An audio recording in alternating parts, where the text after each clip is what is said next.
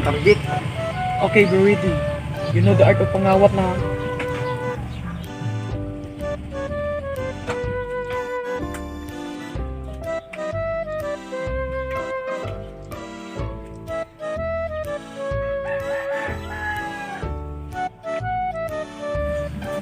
Muna mong buhaton ha.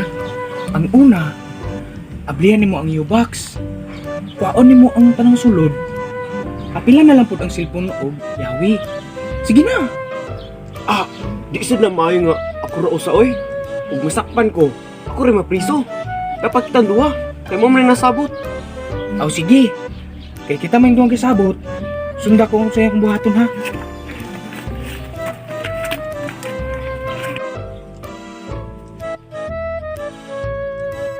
Ay, feel na ako ang mangawat din yung itsuhan ko di. Ay ko kay Ruli makita.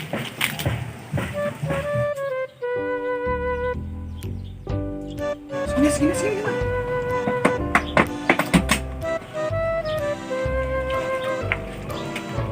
So karon naata dire para si tulo ning problema about sa kawat ni Madam sa ngalan ni Berto. Si Marcela siya kap niya ni reklamo kay si Bandert. So Madam Marcela, unsa man jud ka tinuod nga nakit-an man daw ka ni Madam Bandert nga nanglungkab ka sa U-box? Una sa tanan kap, may buntag nimo diha. May buntag ko sihal. Di maya kung buntag nimo bandart. Ana mo gud ni kap. Sayob jud kay na iyang gisulti. Nagbaklay mi sa akong uyab. Padung may si lodge. Kay mag-check-in mi. Unya, asa ang lungkab ana? Asa ang kawat? Madam Bandert, unsa ka tinuod niyang gisulti? May buntag yakap, may buntag sad kun si Albert. May dili may kabuntagon ako nimo, Marcela. Una sa tanan kap, kini si Marcela nakita kini nako ug nagapahapa atong motor kuyog sa iyang uyab. Munang ikaw, Marcela, ay patakag dinay. Kay nakita nako sa upat na kong mata. Hoy! Ay yung pag inana bandart. Ako kap, malinis ang aking konsensya. Sa tinuod lang kap, kani akong uyab.